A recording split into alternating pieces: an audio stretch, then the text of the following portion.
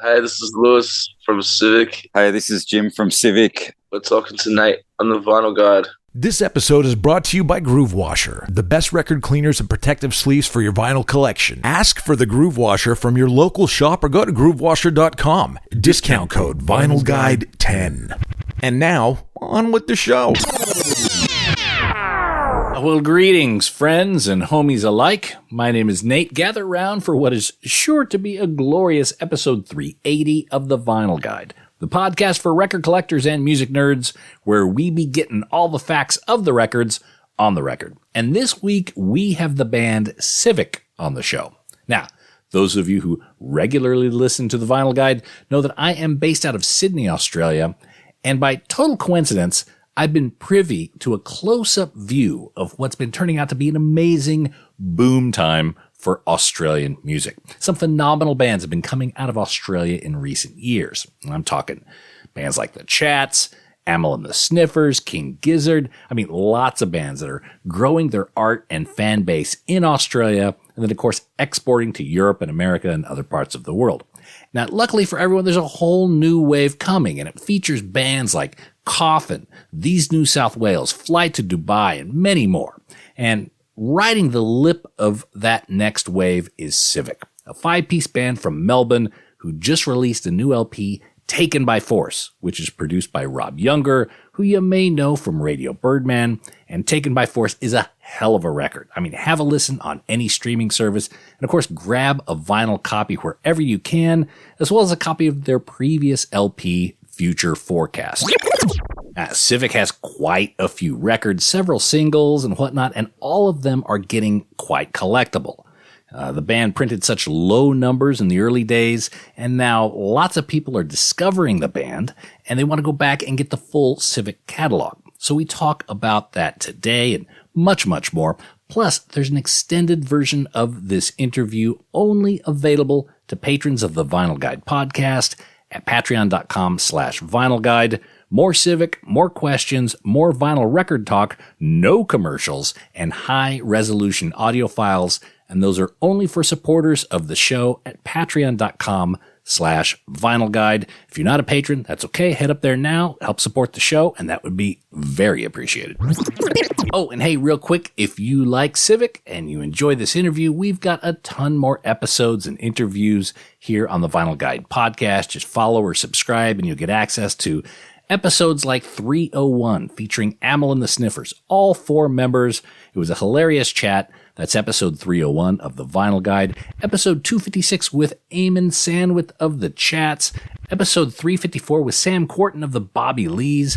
Episode 351 with Brian Baker of Bad Religion and Minor Threat.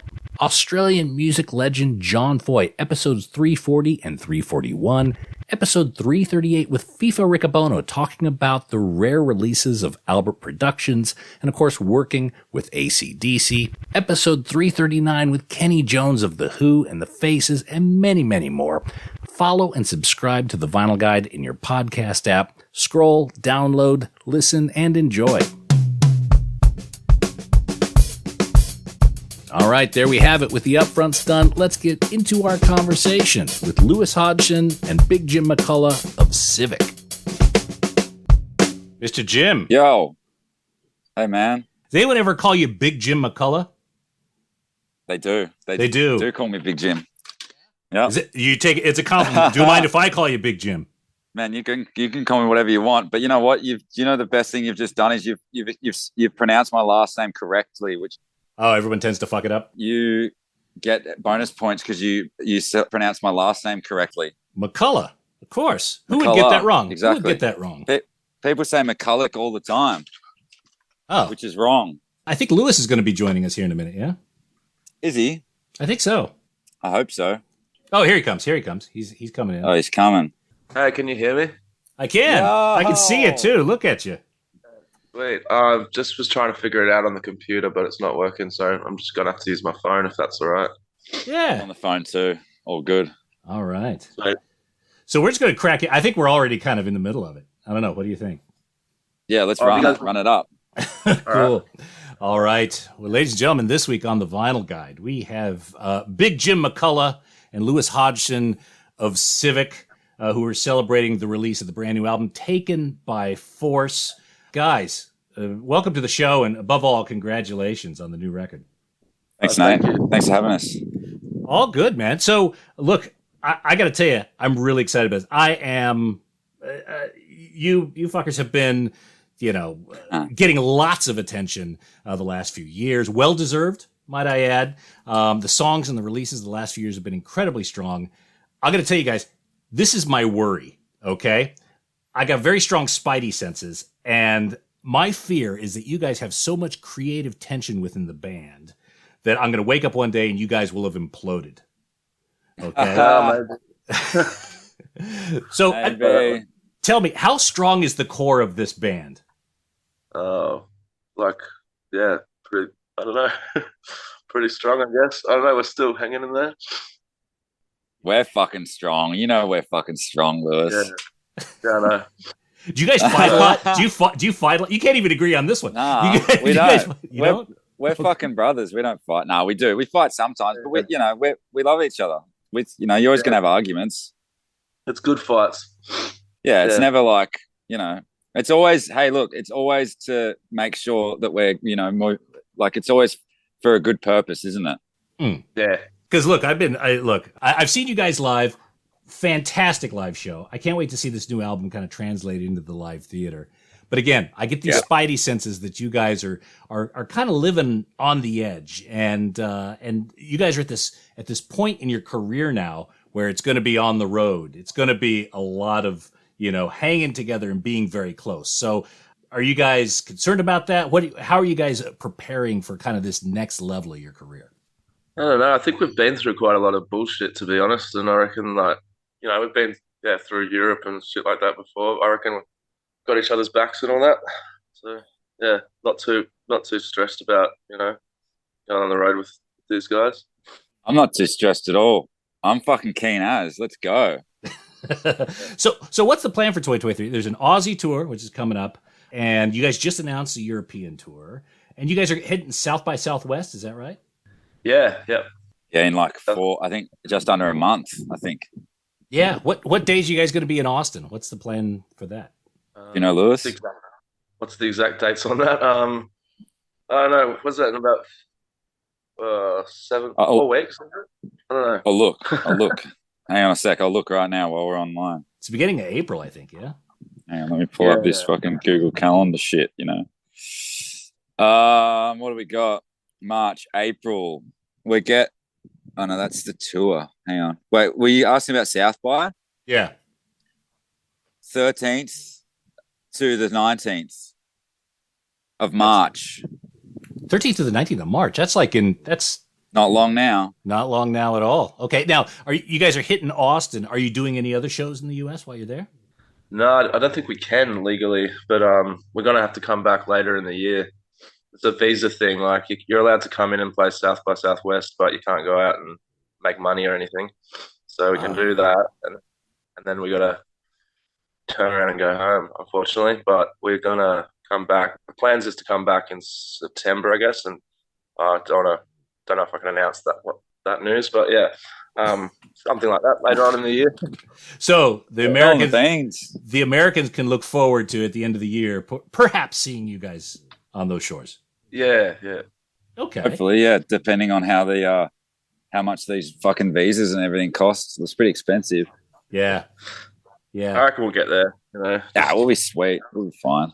As long as people keep buying our shit, we'll be fine. So, Taken by Force, you got the green vinyl that's coming out in Australia. You got different types of vinyl that are going around different parts of the world. Which is the rarest one?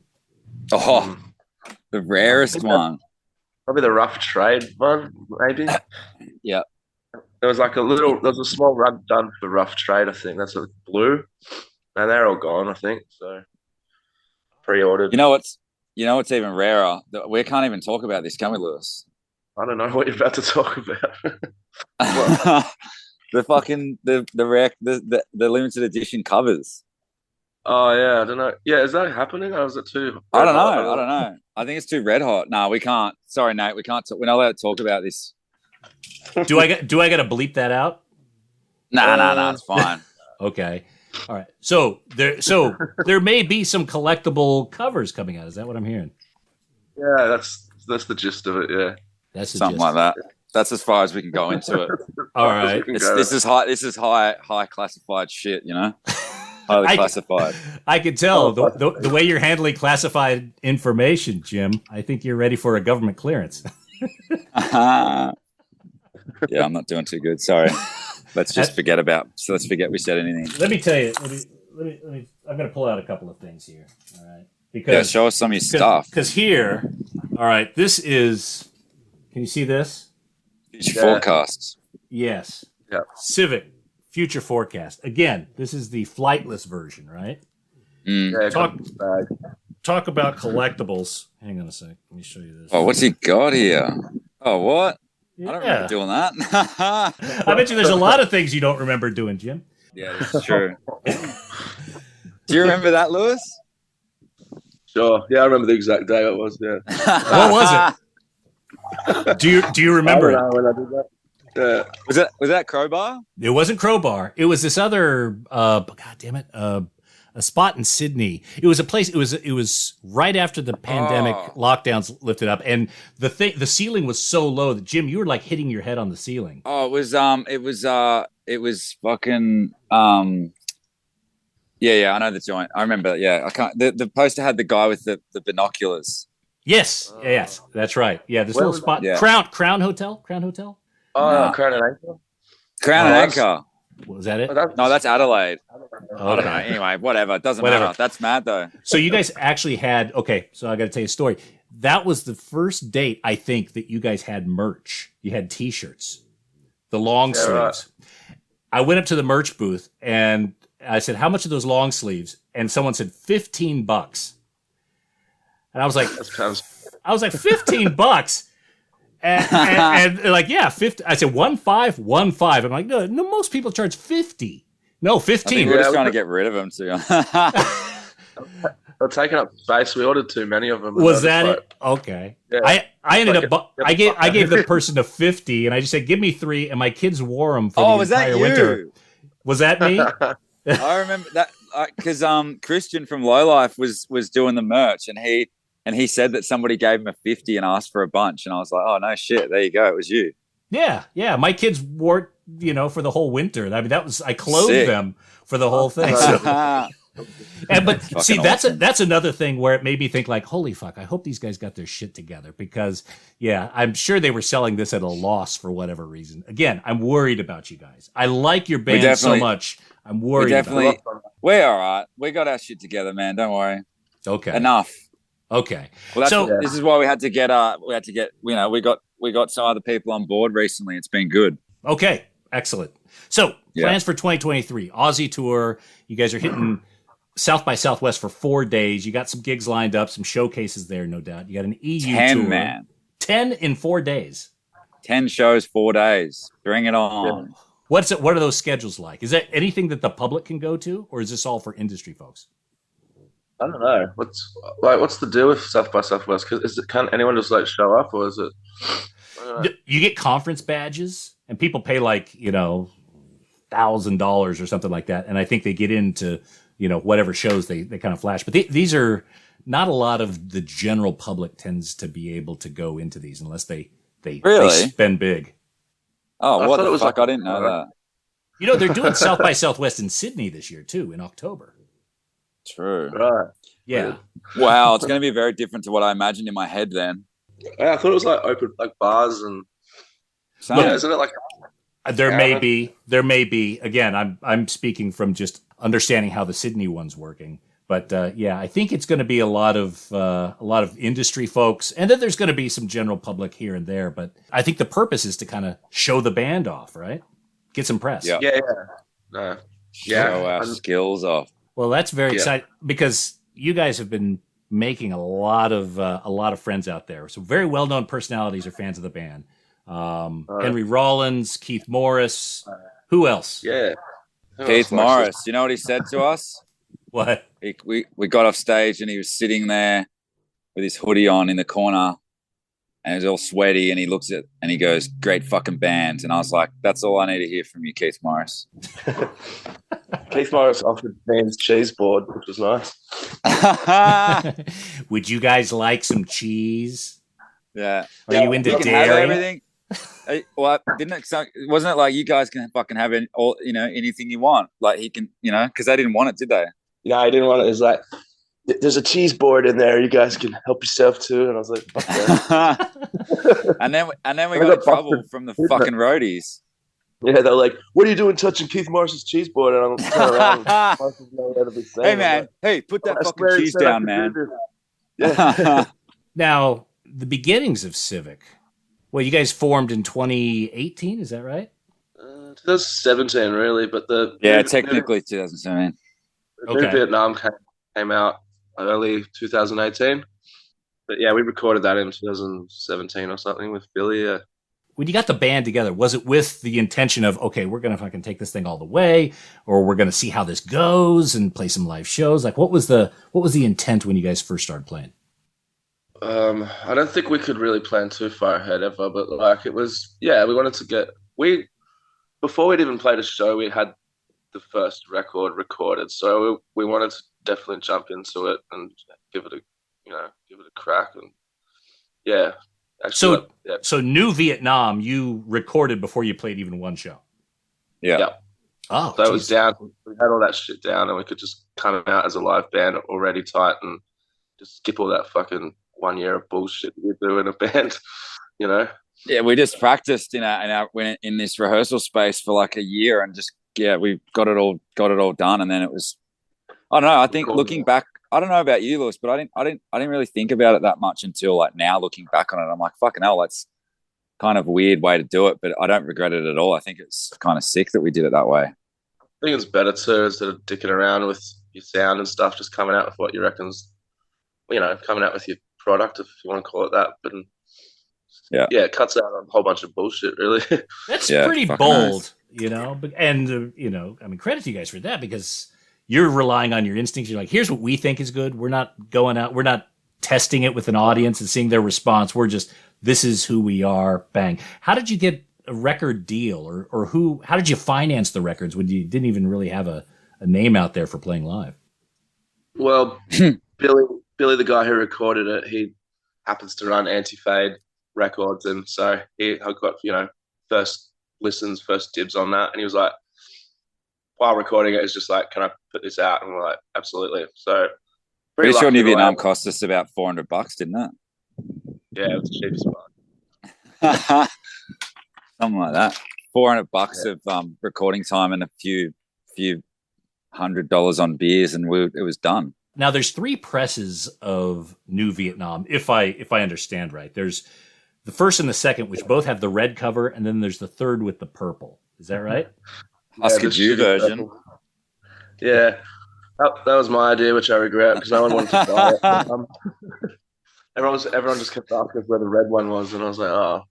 But I just thought like the third edition a bit different or something. But yeah.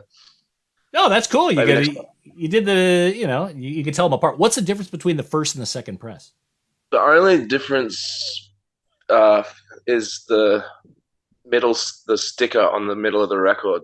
That's the only difference. So I think the first pressing has like this red sticker on it, and then the second one has like this black.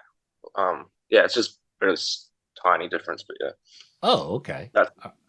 Little things, Runs of 500. 2 runs of 500. Yeah. And are you familiar with kind of what those are going for now? The collectible ones? No idea. They're $150. Oh yeah, that's more than they were worth back then. You can sell 3 records and finance the next recording of it. I'm going to sell 3 records and fucking go to Bali, I reckon. Hey, so with the band kind of gearing up again, how close are you guys to quitting your jobs? Not very. Oh, man.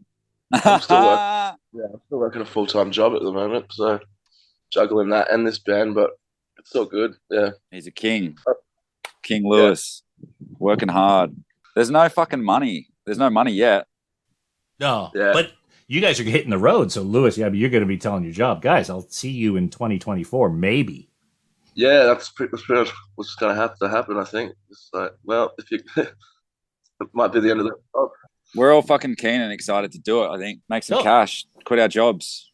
So okay, in 2019, you guys put out a single "Selling Sucking Blackmail Bribes." Fuck yeah. That was on Total Punk and Anti-Fade. So that was a split, right? Was that kind of a joint thing with two labels? Yeah, they split the cost, I think, and did their own version of the cover. So there's a nice glossy one, I think, which is the Anti-Fade one, and then there's like a paper, Total Punk sort of stamp edition one. Yeah. Aside from the New Vietnam, the first pressing there, do you know which one of the CIVIC records is most collectible? Probably Selling Sucking Blackmail Bribes Total Punk 7-inch. Yeah, I'm not sussed where we're at on like Discogs or anything, to be honest. Not sure. Yeah, because you guys seem to be printing relatively low numbers, and with the excitement around the band, that seems to be kind of driving the collectors into trying to get them all. All right. Well, it's just that we did low numbers in the early days because no one really, I don't know, like we never thought about doing anything over 500. Like it's just something that, I don't know. What about you, Lewis? Like I never thought like we'd go over 500 press. Well, yeah, you don't want a whole bunch sitting under your bed, then like, but then it's like, and you're just like, well, I guess we can print some more or whatever when the time comes. But yeah, we press more now. I don't know. Future forecast was about 2,000 and 2,000, yeah. Yeah, but yeah. The future forecast, you had 2,000 of the black and 2,000 of the Coke bottle, I think. All right. Yeah. I think it was. Yeah. I think original press Flightless was 1,000 Coke bottle, 1,000 black, and then ATO did 2,000 of each. So how did you guys make the jump to Flightless? Tell me about that conversation that brought you to Flightless. We'll be back after these messages. Hey everyone, I'm here to talk to you about Seems Easy record sleeve repair strips. Ever find a record in a used bin where the vinyl is gorgeous, but the sleeve has this ugly split and is even falling completely apart? Well, that's okay. Grab it anyway, because with Seems Easy record sleeve repair strips, you can fix that right up. Seems Easy record repair strips repair seam splits from the inside, so it doesn't affect the appearance of a record sleeve, but it does make it functional again. With Seems Easy, records can now slide in and out like new. Turn a $5 record into a $25 functioning collectible. Just ask your local record shop for Seems Easy strips, and if they're not in stock, go to SeamsEasy.com. That's Seems Easy with 2 Z's. Seems Easy record sleeve repair strips. Seems easy because it is. Oh, and hey, record nerds, don't forget to clean your records with the very best and safest record cleaner, the Groove Washer. Make your records look and sound their very best and store them with confidence using the new Groove Washer Groove Guard record sleeves. You gotta try this out. It makes a huge difference to the quality of your vinyl experience. Ask for the Groove Washer by name at your local record store and accept no substitutes. Or head over to groovewasher.com and use discount code VINYLGUIDE10. All hail the Groove Washer. That's groovewasher.com, discount code VINYLGUIDE10. Now we return to the program, already in progress. No limits. How did you guys make the jump to Flightless? Tell me about that conversation that brought you to Flightless. So I was hanging out with like Benny Jones, who was working at Flightless for a while. And we became good mates and met Eric, and, they were sort of, I don't know, like we were hanging out, like I was hanging out with the Gizzard guys and stuff, and like just those sort of that Flightless crew, and like they're all just such lovely people, and they're showing a bit of interest towards us. Like, was it I'm just trying to think, Lewis, what happened with that when we used the Gizzard studio? Well, yeah, Flightless put together wanted to get a compilation together of some thing, and they were getting all these bands to record in the King Gizzard studio for free, so no one had to pay for recordings for it. And then we jumped in there and sort of had a whole day, and we just ended up recording, like running with it, and we recorded half a Future Forecast in that. And then I don't know when it was decided, but I guess Eric at some point, was like wanted to put it out, and yeah, we've sort of also we got Blatchy in the band as well, who is he's the drummer. He's like in Beans and Murlocs and stuff. It's just it's a bit situational, I guess, but yeah. Yeah, it's kind of made sense, I think. And then like he was like, "Yeah, I want to put it out," and then we sort of sat down, didn't we, and had a bit of a meeting, and we we're like, "All right, like, are we going to take this direction?" And we just decided yes, so we did it. So how do you balance it all with the drummer being part of several different projects, especially Murlocs, who's touring like mad these days? Yeah, I don't know. That's it is tricky sometimes, but it's been planning, I guess, and stuff like that. But yeah, it's Murlocs is a pretty busy band, and Blatchy's will be away for a bit, but we'll sort of manage somehow. I don't know. We always make it work. Yeah, because Murlocs is kind of at the behest of King Gizzard. Yeah. And then you don't want to be at the behest of the band that's behest. So no. Once Gizzard's going, Murlocs can't, function. It's sort of this,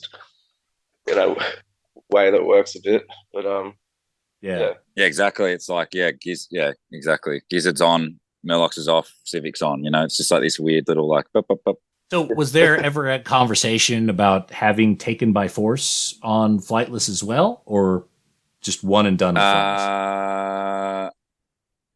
I think so. Yeah, possibly, but I think we were like, who's going to do it in Australia? But yeah, I mean, I guess we just had a look around and a few different things going. And yeah, we just kind of like entered a different area, I think, and we were just like, all right, we've got some other people working with us now, and they sort of pointed us in some other directions, and we just I guess felt like our time at Flightless was kind of, we'd done what we need, like there was no bad blood there, and we just kind of moved on, Mm-hmm. Okay. Do you know what's happening with Flightless these days? I mean, it seems like it seems like everything's sold out. There's not a whole lot of communication out of Flightless. I don't know fully, but I'm sure. I think that maybe they're just sort of on their way out, but I don't fully know that. That's the word on the street, but I could be wrong. Yeah, I think they're less focusing on releasing stuff at the moment, and I think they're just sort of destroy it. But yeah. Can't say 100%. I feel sorry for Eric. Every time he gets a killer band on the label, they end up jumping off. Yeah. Right. What is the cover art of Future Forecast? What is that? You got that, Jim, right? You were there. It's a photo from Burley Heads in the 70s from a photographer called Dick Hool. So Lewis had the idea. Oh wait, sorry. Are you saying Future Forecast or Taking My Force? Future Forecast. Oh, yeah. Sorry. That is of a wall in the city. Yeah, it's this brutalist building, and it's hard to see on the cover. You can't see, but it goes like, if you're standing in front of it, the wall kind of dips in and out like a wave. Mm-hmm. And it was actually my friend Nadine's idea. She was like, "You should fucking take a photo of this wall." And I was like, "Yeah, sweet, that's a good." And she's like, "This is a good cover." And I was like, "Actually, true, that is a mad cover." And we went down there and we scoped it, and we thought, "Fuck it, let's just use that." Because we were running out of time, weren't we, Lewis? Like things were it was getting pretty tight, and we were like, "Fuck, we need to pick something." And I was like, "Yeah, that looks mad." And it kind of just, I don't know, it all tied in with the kind of vibe of the record, I think, and the title and stuff. Mm-hmm. Yeah. It's very minimalist. So it's a wall inside at Melbourne CBD somewhere. Yeah, It's like some architect, some brutalist 70s, I think. Yeah, I don't know. And the name Future Forecast, I mean, what was that taken from? Why call the album that?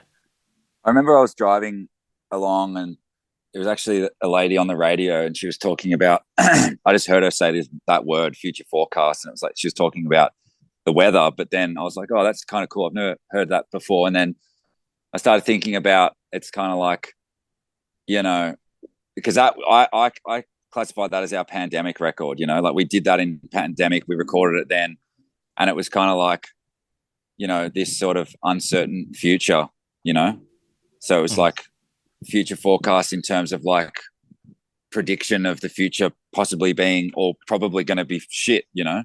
Yeah. That's kind of how I was thinking about it anyway. It's not like positive. It's not a positive like reading of the future.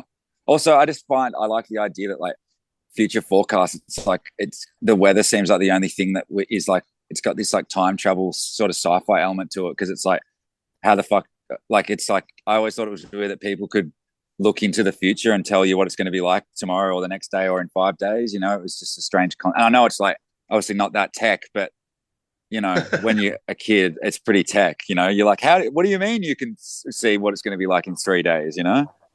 Yeah. Sorry, does that answer your question? It does. I know what you mean, because the future forecast, it does have this ominous kind of futuristic vibe to it. And that combined with the cover, again, it seemed very coolly minimalist. So you guys shout outs to Nadine from the prize for picking that one out. Well, now I want to go to the Melbourne CBD and see it myself. It's on the corner of Spring and Flinders Street. Spring and Flinders. Okay. And the name of the band, CIVIC, has that always been there since day one? Did you guys go through a few different names? Yeah. I think that was the biggest fight, wasn't it? Just shit band after a shit band name, and then so many fucking bad band names. Yeah, I was driving an '88 Honda Civic at the time, which I loved, and I don't know, I just thought the word was real good. It's quick off the tongue, and it's a palindrome, and there's 5 letters and 5 members, and I know it's had all these reasons that don't really matter, but I had to sell that one pretty hard for everyone to get into that. But yeah, what were the contenders? What were the other contenders? Well, what was it? Diamond Dust. It's a big glam. That was my one. That was after I saw an Andy Warhol painting in Europe called Diamond Dust Shoes, and I was like, it was actually a lyric in the first song on New Vietnam, and I was like, Diamond Dust is a sick band name, and then Lewis is like, that's fucking shit, and I was like, yeah, true it is. So we never used it. But our group chat's still called Diamond Dust though. So CIVIC, it's all capitalized, right? Yeah. Yeah. Looks better like that. And you guys have that logo, the world with the hammer coming into it. Yeah. What does that mean to you guys? Well, I guess it's just, what is that? I don't know. Pretty smash the world. I don't know. I'm not trying to say anything. It's just a cool image, really. It's a bit like fuck the world, bro. No, I don't know. Yeah, that's what I thought too. I was like, it's more like, it kind of looks like PhD, like Pure Hard Dance. Do you ever see those jumpers? No. It's kind of it's like a dance club thing, and like heaps of kids used to have it on the back of these hoodies, and they'd be like, chucking talcum powder on the ground and shuffling and shit. And I was always like, saw that. And then when Sammy came up with that design, our mate came up with that design, I was like, man, that's got to be on a hoodie, like a big face on the back, Yeah. It to me, it feels very Soviet, right? It feels very proletariat, like civic. Your civic duty, or this is, for the people. And then you've got this symbol there with the hammer going through the earth, future forecast, and a creepy wall. It's like, these guys are fucking branding themselves in a way. Maybe you're picking up on what we're putting down. Ooh. Yeah. Maybe that's what we're doing. Maybe it's the secret theme. Who knows? Very good. So, all right. So let's talk the new record there. Taken by Force was produced by Rob Younger, who the king. Yeah, and for listeners who are outside of Australia may not know Rob Younger, frontman of Radio Birdman, The New Christs. He's rock royalty here in Australia. So tell me about selecting Rob for the project and working with him. So my friend Nadine's parents are friends with him, and it was actually their idea. They were like, oh, you guys should get Rob involved. And I was like, as if he's going to even know who the fuck we are, like I thought that he wouldn't know. Anyway, about 3 days later, my phone rings and it's Rob.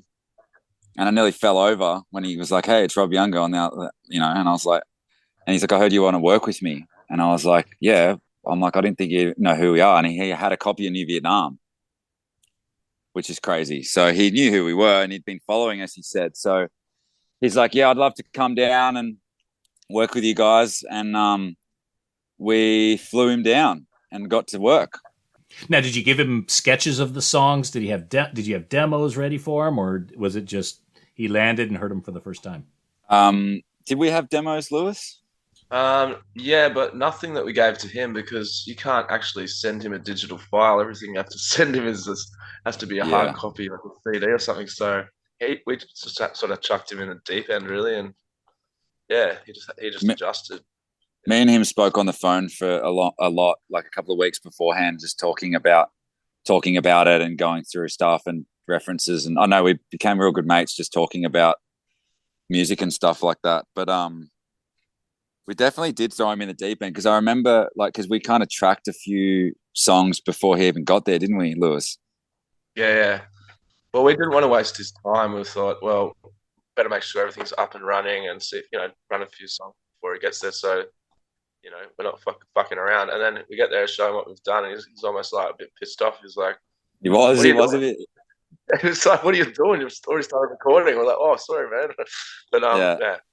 He got into it. He was really keen. What were you, I guess, expecting him to contribute? Ideas, arrangements? What did you want to get out of him? Because he hadn't heard the music. You just had phone conversations with him. Well, we were kind of risking it as well. Like, we didn't really even know what a producer was. It just sounded cool. And like, Rob Young is sick, and we're just like, well, see what happens. Like, we'll get him there. Like, we did have, like, I think a couple of conversations. Like, what if he rocks off and it's just real weird? And, tell him to go or something. But no, he showed up and he was fucking really nice. So funny. He was such a fucking legend. Hey, he just became. He was just like, I don't know. We just all got along with him straight away, and like, it was so weird. Like, I'd been talking to him for weeks and weeks and weeks on the phone that I felt like I knew him. And then when he got out, Nadine rocked up and he got out of the car and he comes over to me, and it felt like I was like, I know this sounds lame, but it felt like I was like seeing an old friend, It was fucking weird. We just had a good connection, Well, you got to know him over a few weeks, so you finally got to hang out with him. Now, how long did he stick around? What were the sort of ideas that he contributed to Taken by Force? We were there for a week. We spent 2 days before he got there, so he was there for 5 days in total, and we just smashed it out in a week. And then the ideas he was throwing around, they were like, I don't know, just sort of like, he was in my ear heaps about like guitar bits and guitar sounds and like little, I don't know, a couple of little melodies here and there. He was really helpful with vocals, I think, with Jim, and like, yeah, he was. The way he was singing, and like, yeah, he was just, I don't know, lots of little inputs on things. He was definitely, like, obviously an amazing vocalist, so he's just, great there. So yeah, because he comes with that heritage, that legacy of frontman, vocalist, everything. So was it like vocal lines and that sort of advice? Is the production kind of focusing? Oh, he was just good at like he'd say to me, like, for instance, I was doing a song and then he'd say, because like I'd written all the melodies, like everything was done, or like Lewis had written, Lewis and I shared a lot of that sort of stuff, and like, so we kind of had all the melodies already down. I would have, maybe not from Fly Song and End of the Line. Anyway, so, but he would just, give me little tips and stuff on like vocal things, and like maybe try it this way or maybe try it that way, or, but I think just having him around made us perform better and play better, and because it's like there was this king in the corner of the room, and we had to kind of pull out, we had to shape up, No arguing. Everyone's on their best behavior. Yeah, we weren't on our best behavior, but in terms of like getting the takes as best we can, we definitely, we wanted to impress him. Oh, I did anyway. Yeah, I think everyone was like, "Oh shit, Rob Young is here, so don't fuck around." So you were saying, Jim, the cover of Taken by Force. Again, that's that you seem to be very involved in the artwork for the band. Is that fair?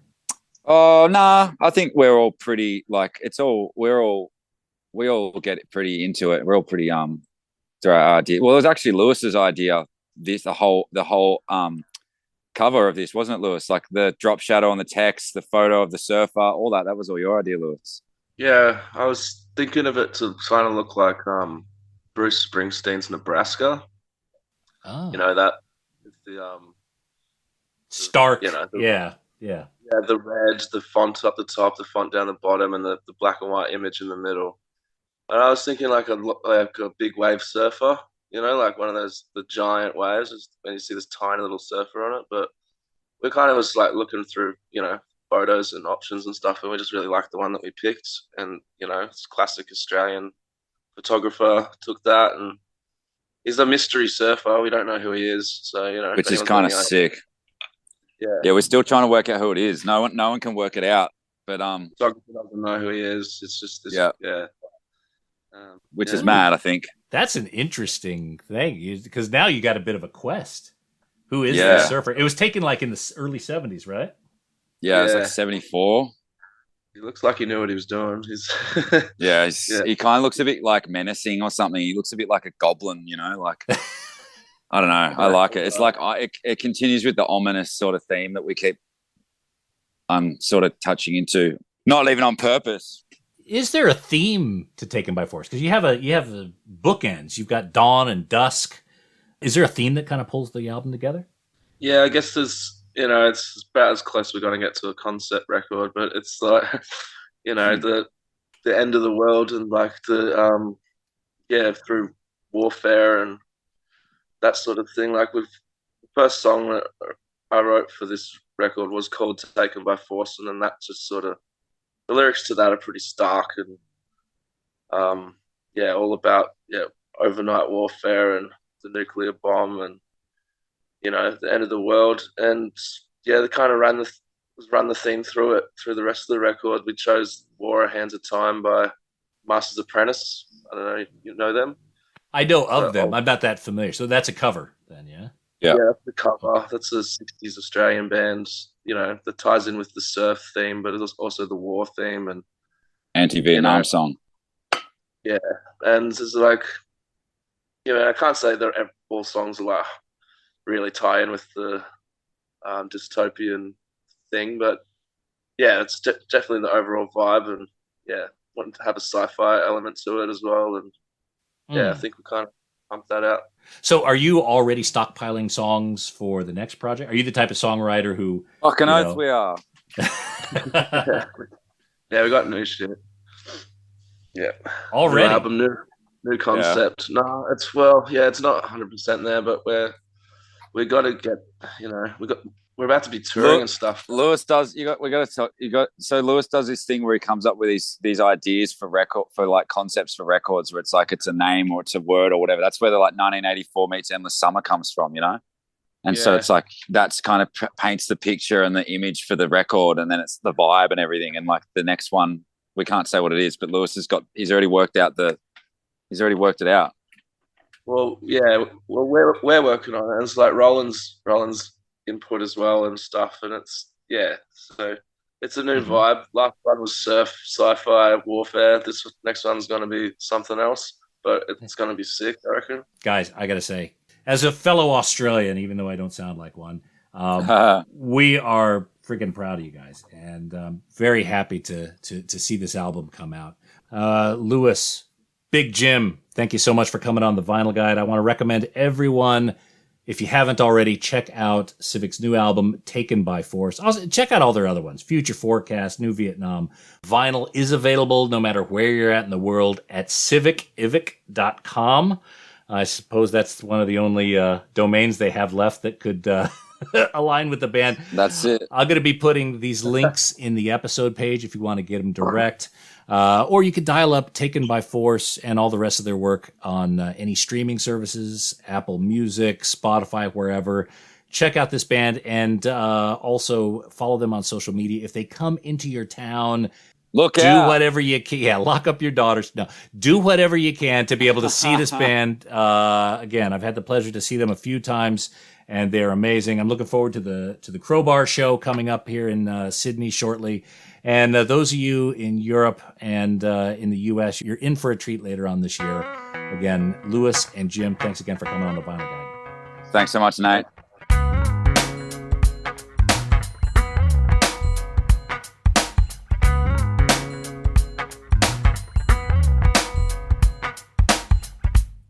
right, there we go. Big Jim McCullough and Lewis Hodgson of CIVIC joining us here on the Vinyl Guide. And don't forget, there's an extended version of this interview available to patrons of this podcast, patreon.com/Vinyl Guide. Head up there, grab all the extras, help support this show. The whole ecosystem works, and it is very much appreciated. That's patreon.com/Vinyl Guide. And that is it for this episode of the Vinyl Guide. Hey, do us a favor and share these episodes on your social media. You know, you put them on your Facebook or tweet them out on Twitter, put them in the different Facebook groups or user forums or up on Reddit or wherever you are. Just share the Vinyl Guide podcast and links and help your friends get to know about our show. That is very much appreciated. You can always leave us a positive review on iTunes or Spotify. Give us 5 out of 5 or 10 out of 10 stars. Say something nice. That is always appreciated. And we'll be back shortly with a brand new episode. So until we talk next time, get out there and buy some records, people. Cheers. That's it for this episode of The Vinyl Guide. Send your thoughts to Nate at thevinylguide.com or follow or tag us on Instagram at Vinyl Guide. Until next time, keep spinning.